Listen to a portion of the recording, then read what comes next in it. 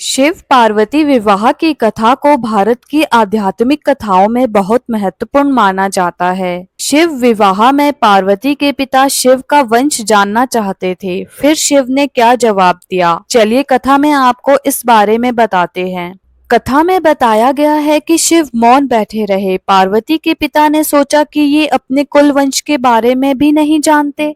भगवान शिव और पार्वती की शादी बड़े ही भव्य तरीके से आयोजित हुई। पार्वती की तरफ से कई सारे उच्च कुलों के राजा महाराजा और शाही रिश्तेदार इस शादी में शामिल हुए, लेकिन शिव की ओर से कोई रिश्तेदार नहीं था क्योंकि वे किसी भी परिवार से ताल्लुक नहीं रखते थे। भगवान शिव की शादी में आए थे हर तरह के प्राणी। जब शिव और पार्वती का विवाह होने वाला था तो एक बड़ी सुंदर घटना हुई। उनकी शादी बहुत ही भव्य पैमाने पर हो रही थी। इससे पहले ऐसी शादी कभी नहीं हुई थी। शिव, जो दुनिया के सबसे तेजस्वी प्राणी थे, एक दूसरे प्राणी को अपने जीवन का हिस्सा बनाने वाले थे। उनकी शादी में बड़े से बड़े और छोटे से छोटे लोग शामिल हुए। सभी देवता तो वहां मौजूद थे ही, साथ ही असुर भी वहां पहुंचे। आमतौर पर जहां देवता जाते थे वहां असुर जाने से मना कर देते थे और जहां असुर जाते थे वहां देवता नहीं जाते थे।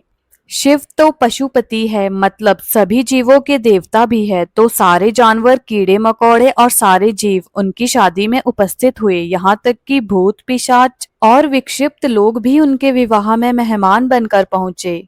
उनकी आपस में बिल्कुल नहीं बनती थी, मगर यह तो शिव का विवाह था, इसलिए उन्होंने अपने सारे झगड़े भुलाकर एक बार एक साथ आने का मन बनाया।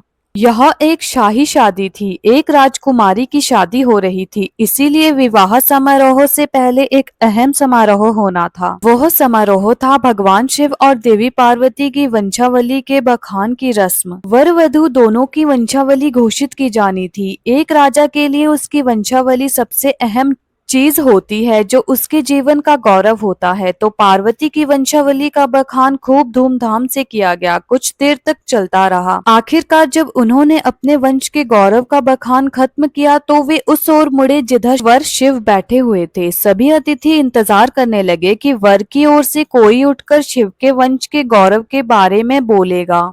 सभी अतिथि इंतजार करने लगे कि वर की ओर से कोई उठकर शिव के वंश के गौरव के बारे में बोलेगा, मगर किसी ने एक शब्द भी नहीं कहा। वधू का परिवार ताज्जुब करने लगा। क्या उसके खानदान में कोई ऐसा नहीं है जो खड़े होकर उसके वंश की महानता के बारे में बता सके? मगर वाकई कोई नहीं था। वर के माता पिता, रिश्तेदार या परिवार से कोई वहां नहीं आया था, क्योंकि उसके परिवार में कोई था ही नहीं। वह सिर्फ अपने साथियों, गणों के साथ आया था, जो विकृत जीवों की तरह दिखते थे। वे इंसानी भाषा तक नहीं बोल पाते थे और अजीब सी बेसुरी आवाजें निकालते थे।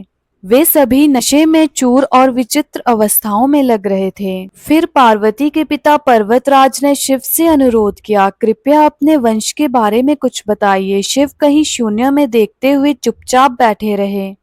वह ना तो दुल्हन की ओर देख रहे थे, ना ही शादी को लेकर उनमें कोई उत्साह नजर आ रहा था। वह बस अपने गणों से घिरे हुए बैठे रहे और शून्य में घूरते रहे। वधू पक्ष के लोग बार बार उनसे यह सवाल पूछते रहे, क्योंकि कोई भी अपनी बेटी की शादी ऐसे आदमी से नहीं कराना चाहेगा जिसके वंश का अता पता ना हो। उन्हें जल्दी थी, क्योंकि शादी के लिए शुभ मुहूर्त तेजी से निकला जा रहा था। मगर शिव मौन रहे। समाज के लोग, कुलीन राजा महाराजा और पंडित बहुत घृणा से शिव की ओर देखने लगे और तुरंत फुसफुसाहट शुरू हो गई। इनका वंश क्या है? यह बोल क्यों नहीं रहे हैं? हो सकता है कि इनका परिवार किसी नीची जाति का हो और इन्हें अपने वंश के बारे में बताने में शर्म आ रही हो। फिर नारद मुनि, जो सभा में मौजूद थे, ने यह सब तमाशा देखकर अपनी वीणा उठाई और उसकी एक ही तार खींचते रहे। वो लगातार एक ही धुन बजाते रहे। इससे खींचकर पार्वती के पिता पर्वतराज अपना आपा खो बैठे। यह क्या बकवास है? हम वर की वंशावली के बारे में सुनना चाहते हैं, मगर वो कुछ बोल ही नहीं रहा। क्या मैं अपनी बेटी की शादी ऐसे आदमी से कर दूं और आप यह खिजाने वाला शोर क्यों कर रहे हैं? क्या यह कोई जवाब है? नारद ने जवाब दिया, वर के माता पिता नहीं है। राजा ने पूछा, आप कहना क्या चाहते हैं कि वह अपने माता पिता के बारे में नहीं जानते? नारद ने सभी को बताया कि भगवान स्वयंभू है।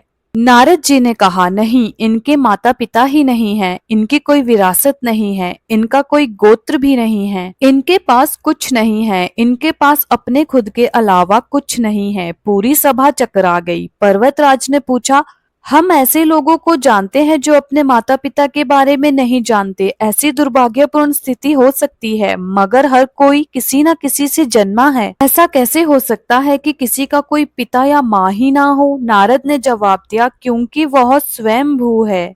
इन्होंने खुद की रचना की है। इनके ना तो पिता है ना माता, इनका ना कोई वंश है ना परिवार। यह किसी परंपरा से ताल्लुक नहीं रखते और ना ही इनके पास कोई राज्य है। इनका ना तो कोई गोत्र है और ना ही कोई नक्षत्र, ना कोई भाग्यशाली तारा इनकी रक्षा करता है। यह इन सब चीजों से परे है। यह एक योगी है और इन्होंने सारे अस्तित्व को अपना एक हिस्सा बना लिया है। इनके लिए सिर्फ एक वंश है और वह है ध्वनि। आदि शून्य प्रकृति जब अस्तित्व में आई तो अस्तित्व में आने वाली पहली चीज थी ध्वनि। इनकी पहली अभिव्यक्ति एक ध्वनि के रूप में है। ये सबसे पहले एक ध्वनि के रूप में प्रकट हुए। उसके पहले ये कुछ नहीं थे। यही वजह है कि मैं यह तार खींच रहा हूँ। इस तरह से सबने जाना कि शिवजी स्वयंभू है।